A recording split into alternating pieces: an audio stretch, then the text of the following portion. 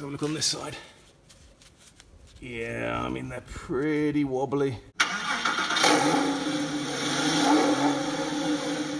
Okay, hi guys, welcome back to the channel and another day or morning or afternoon, let's see how we get on in the workshop. So as you can see, I just posted it on Instagram, the garage is starting to get a little bit warmer, so we're at 7 degrees in here. Outside it's 10 degrees, so it's positively boiling. It's been literally, Christ, minus 10 in the workshop and minus 16 outside over the last few weeks, and there's been tons of snow, but that's all disappearing now.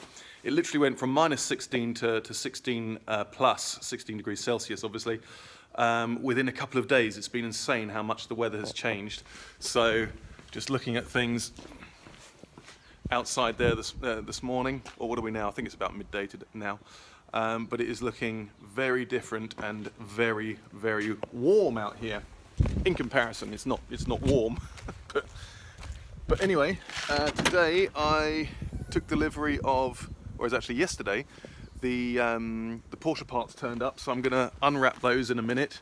I'm going to get the Land Rover outside and I'm going to get started. So I'm not too sure what I'm going to do today, but get the Land Rover out. I'm going to crack on with removing all of the parts from underneath the car, whoops, just so I can get the underside completely cleaned up, resealed, and painted again. And this week, this past week, the paint shop came and picked up the 2 front wings. So things are starting to move. And you know, with the new parts that have arrived, I won't really be needing those new parts for a little while, but it's starting to gain a little bit more momentum. You can see the effects of lockdown. I've got a massive bouffant hairstyle, but not going to try and cut it myself. But yeah, let's get started. Okay, so first package. As I said to you before, these are all parts that I won't be needing for a little while. But on the basis that they took so long to get from the UK, I bought them from Design 911. I bought quite a few parts from. I think most people in the UK at least know that company. I got the Design Tech sports exhaust from them as well. So I'm just going to go through and unpack these, show you what I've got. I'm not just taking these out to show you, I'm also taking them out just to make sure there's no damage to the parts, because there's some condensers and things like that in there, and they're quite susceptible. Whoops, there goes the knife. Quite susceptible to transportation. So let's have a look. I wonder what these are. Exciting stuff. Packaging.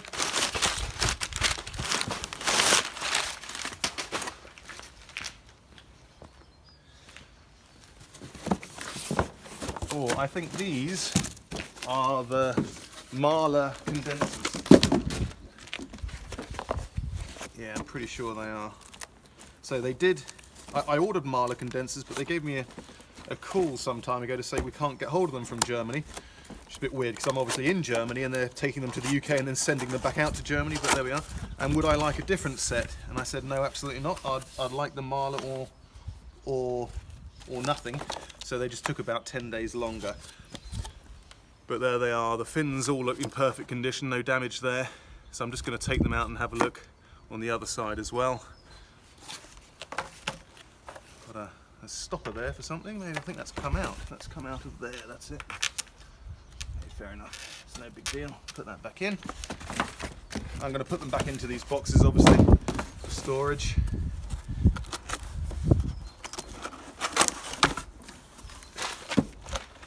Have a look there. Excellent. They all look in pretty good condition, as you can see. So, that's good.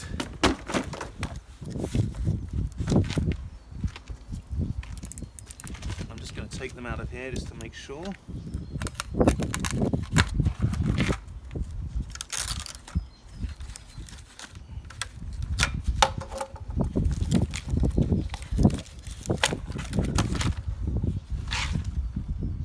That one is absolutely fine.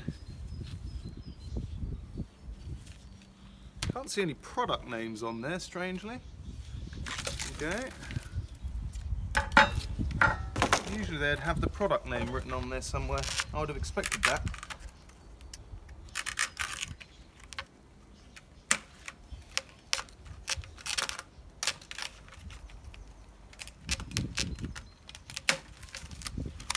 Have a look here.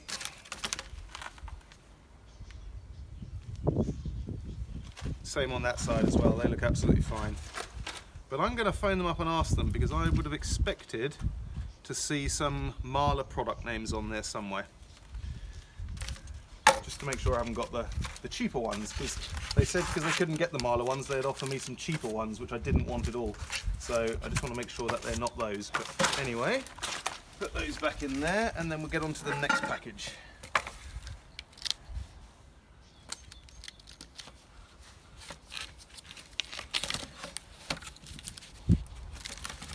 That.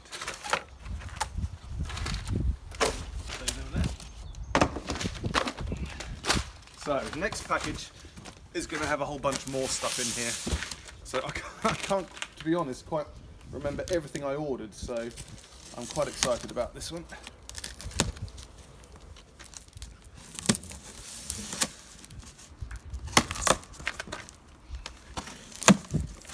Okay, I don't know how much of this you can see. Package there.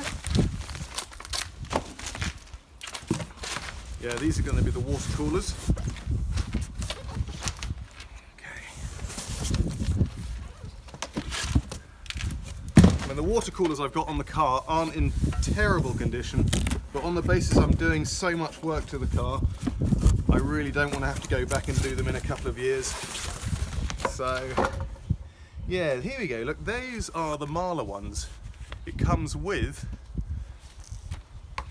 a thing here. So that's what I would have expected from the condensers, and they also have, let me get this out, they also have the brand here. So I'm going to have to question those. But that one, well, there's a bit of damage there, but nothing too bad. Let's move that out of the way.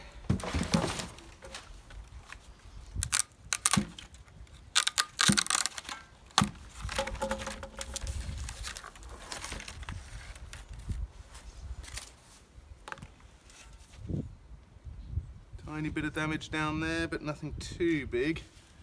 You can see just a little bit there. I could probably straighten those out. But that's the first one. The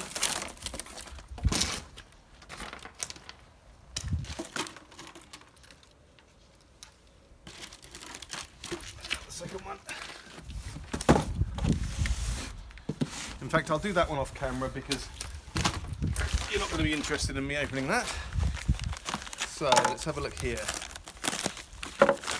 In here we have, yeah, there we go, that's the AOS. I thought once I've got the engine out, it would be mad not to do the AOS, so this is the part number for the AOS, and that is simply a new unit. A friend of mine in the UK has just done this to his 2003 C4S as preventative maintenance, essentially. When they go, and they start chuffing a whole bunch of black smoke, so I don't want that to happen. So that's the AOS. And then in here, let's have a look. Yes, oh, I forgot about these. These are the Goodrich brake lines, braided brake lines. I think this is very cool. I thought if you're going to do all the brake lines, then you might as well go braided. And I didn't see anything particularly bad about Goodrich online, so these are them. Front and back, front and rear, braided brake lines. All look pretty good. That's that. What have we got in here? Oh yeah, that's the... Oh, I can't quite remember what that's called now. It's part of the air conditioning system anyway. That. What else? A whole bunch of other parts in here now, smaller parts. Yeah, so those are the resistors for the fans, because mine have both broken. I made my own ones from resistors online, which worked fine, which you can do, cost literally virtually nothing. These are about 80 euros each, so they're not cheap, but at least they're the original parts. So that's if your resistor has gone on your cooling fans, that is the part that you need. So I'm going to have to check here on the paperwork to see if anything is missing. Yeah. Looks like I've got everything there without anything missing. Cool. So there we are, that's the start. First parts delivery for the Porsche. So yeah, I just thought I'd follow up on that. So my order that I placed with Design 911 in the UK was a Mahler brand. And interestingly enough, they phoned me and said, or they emailed me and said, we don't have Mahler, they're on back order. We have auto air, would you like auto air? So I wrote to them specifically and said, no, absolutely not, I don't want auto air. I want Mahler because that's what I paid for and that's a good brand. And they said, okay, that's fine, but they'll take a little bit longer to come into stock. And lo and behold, after waiting 6 weeks for my delivery, they've sent me the auto air. And having just called them, it's amazing how customer service fails customers these days.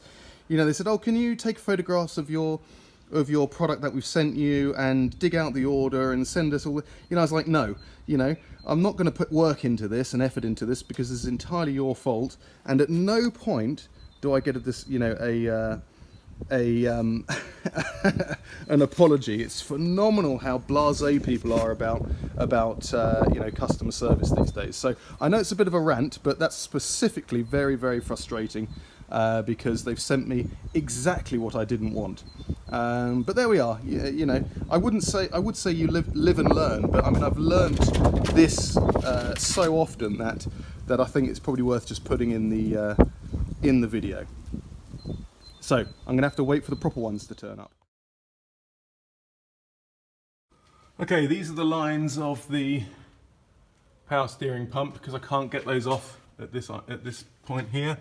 So it goes along there, kicks up there, onto that bracket there, golly, and then down here, under there, all the way along there, another bracket like that. And then, whoops, kicks back down there, and then ends there. So I've numbered them 1 and 2. Whoops, 1 is on the outside, 2 is on the inside, and that's that. And while I'm at it, I thought I'd do the fuel lines as well. So this is the breather line, this is the fuel feed to the engine. They both go along up here, under there like that. There's another one there, and they all go along here. Going around there, up into there, up there, 1 goes up there, that's number 1, and then they all go through into the carbon canister. So it's out there, out here, and to there. So I'm going to take all of those off now. This is the bottom of the carbon canister. This is the top, and the other one's the fuel filler neck. Okay, so that actually came off pretty easily. Those, let me just check, they are, that's a 12mm socket. So those brackets there have a plastic 12mm bolt on there. And just having a quick look, first quick look at the steering rack. You can see these lines are really heavily corroded, and all of this stuff you cannot see from underneath the car, not really. You should focus. And otherwise the seals are fine. There's nothing legally you're actually allowed to do on this. I think you're allowed to replace the lines and these high pressure lines here, but you're not allowed to do anything privately on this. You're allowed to replace the boots, and that's literally it. You're allowed to replace the track rod ends, which I've got new ones for. But otherwise, those are the plastic lines running all the way to the back there, and they look in fine condition actually. This bracket looks a bit dodgy, not dodgy, but you know, needs a bit of cleaning up and painting, and obviously these will get swapped out. I'll get some new ones of those, and I've got to try and get this retaining bracket off here so I can remove these lines. But all in all, that came off really quickly. It took about 5 minutes, and it just starts to clear up the underside of this. So I can start cleaning up all of the rust spots here, and then when it's all done, I'll get my guy in and he will paint the whole thing, which I'm really excited about. He's gonna use all the original Porsche colours, original stone chip, original seam sealant, so it's gonna look like a brand new car underneath when it's done. Can't wait. Okay, so I'm just removing these brackets here, or just loosening them off at least. Essentially what they have is a plastic bolt which goes up into there and connects to one of these studs on the underside of the car, and then you just sort of pry it open on the left hand side there, and then there's an insulation part in there. So before I take that off, what I've got to do is get up underneath here where the water pipes go into the heating matrix and release those two clamps there, so I can remove these water pipes here. And then when I've done that, I'll be able to get those fuel pipes off because they are stuck behind it. Okay, so these are the water pipes coming up through the floor pan here. I guess it's not really the floor plan, but between, it's almost on the bulkhead really. But yeah, these are, oh god, I'm sure there's a special tool you can use, but if you haven't got that special tool, the pipes are fine, but they've been on there since new and they're difficult to get off, shall we say. But anyway, those are disconnected, and now I'm going to raise up the car again and pull them out from below. Okay, so that is the heater matrix pipes off, and that's really sort of creating some space, sort of bare body underneath there. So I'm just going to take all of these brackets off now, and I can note them on this video actually. And so what have we got? We've got a few of those all along there, these smaller ones along here, these bigger ones, and that's pretty much it. So I'm going to take those off now. Up here you can see now I can really get access to those fuel lines, which is perfect. So fuel lines are off. It's really opening it up under there, and they are here, all plastic fuel lines. I'm going to check them all for integrity. I'm sure they're fine. But that's that. Now what I'm going to do, I've got to take off these struts here, and take all the brackets off here obviously, and then remove these. Oh yeah, I don't know if I'm going to do that actually. Or set it to one side at least. These brake lines, which I just put on, I'll take those off again, and obviously this pressure line for the clutch. Okay, so I've got this side pretty clear actually. I'm just being very careful with these water pipe brackets here. They're plastic obviously, and just in here you can see there's some corrosion, and then just not coming off. There's basically little clips underneath here which go through the hole, so you've got to pull those down and then the whole thing forward. The other side came off fine, but these ones aren't coming off so great. I've pulled all the cables and drain pipes through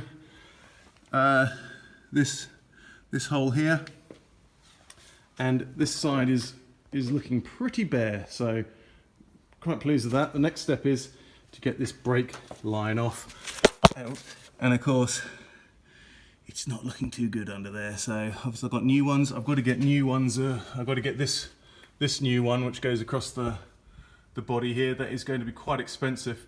The equivalent on the back is 185 euros, including VAT, and this is going to be quite similar. There's a bracket there which is very rusted, and it's got rivets, so I'll just drill those out and clean that up. But yeah, coming along quite well. Okay, so I've tried long enough with this. I guess if I left it for a week with WD-40 on it, it might open up, but it's not going anywhere. So I'm just going to angle grind this bolt off here, or this sort of brake hose fitting, because I'm going to get all new ones. I'll have to do the same the other side. I just haven't got enough time to mess about. That's the thing with these, these challenging things, is that you just don't have enough time.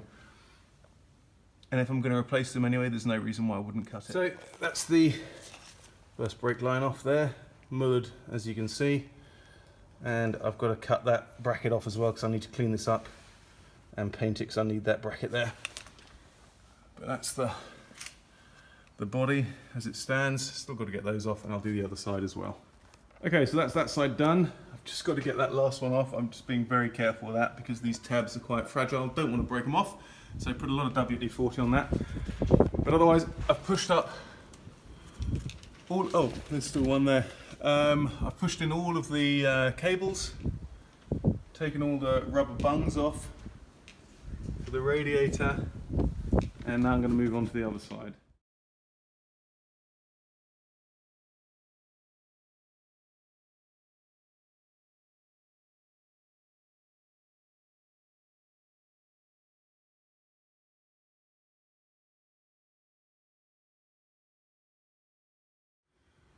So I'm just going to make a start on this front axle assembly here and just start dismantling it.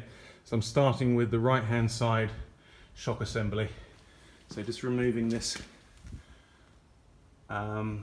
this coffin arm here with a 16mm socket, and then basically I just need to remove this drop link and then this whole thing will come away. Okay, so I got one strut off one side, which is over there, and you've got to be pretty careful how you handle these things, because obviously this joint down here is quite vulnerable if you haven't taken that off before. I guess I should have done that, but like a lot of this project here, it sort of starts to grow, so you know, this is not how a professional shop would do it, but this is how I'm doing it. So now I'm getting the other side off. Okay, so I got that second strut off. Oh, it's such heavy work. I guess usually you'd take them off while they're on the car bit by bit, but that's just not how it worked out with me. But I've got that subframe cleared slightly now. I'll be able to take off the sway bar, off the brackets here for the self-leveling lights and stuff. And here are the struts. I'll also be able to clean those up. I also want to put my new stone guards on there, which I bought ages ago, and you have to remove the bearing. Well, not remove the bearing, but you have to pull the hub off to replace those, so I'll do those while they're off. But the struts look pretty good, the MO30 struts. Everything else looks fine. That looks a bit, you know, what do you guys think? That looks a bit wobbly. They're not too bad. I think they were done in 2015, but geez, that's 6 years ago. Let's have a look on this side. Yeah, I mean, they're pretty wobbly. I don't know how wobbly they should be, but it might be worth getting a set of those. These are actually a cheap set. They're definitely not Mylar, so I'm going to get some Mylar ones. But yeah, that's a good start. I'm going to start clearing up this mess now.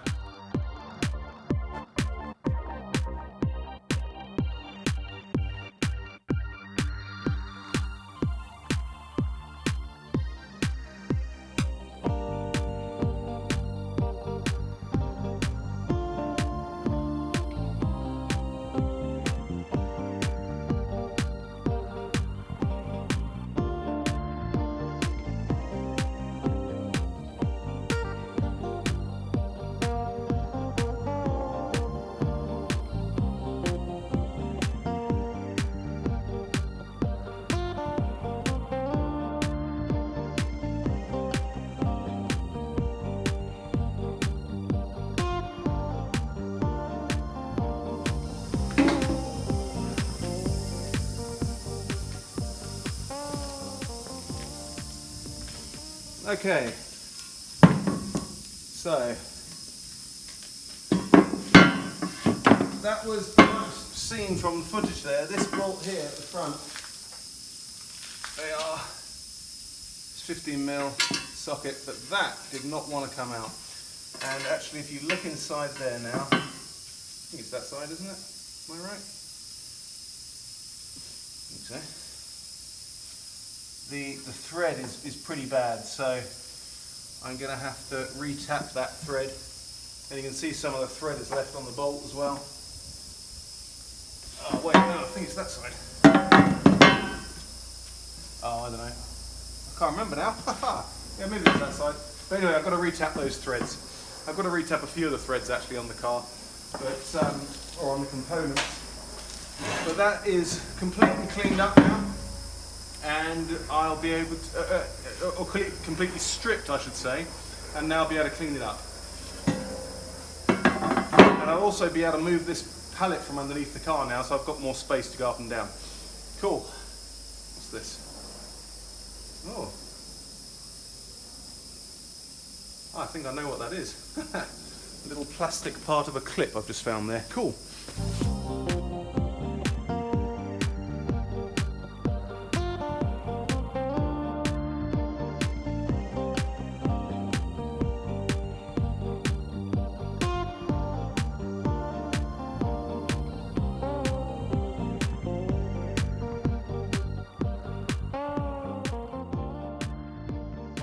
Okay, so I've just been working on the steering rack, and that hex bolt there is just been an absolute git to get out, but now I've managed to get it out. I had to try some localized heating, which didn't go so well unfortunately, because I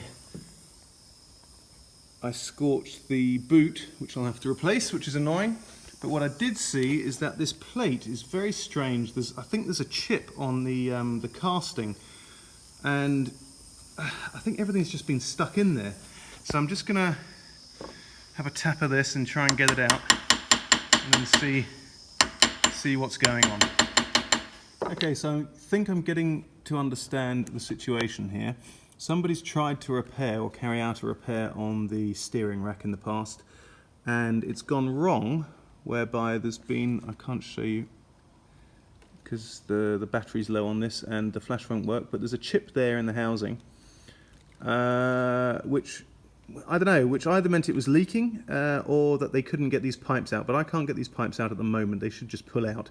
But what you can see there is there's like some kind of a residue there, and it's glue. So basically what they've done is they've taken this plate off and just smeared glue all around these fittings and then put the plate back on, which is why I couldn't get that bolt out, because it was glued in. But I'm just trying to get these pipes out still, but I've got a feeling that this steering rack may not be savable. So I'll just carry on, see what I can do, and prepare for the worst.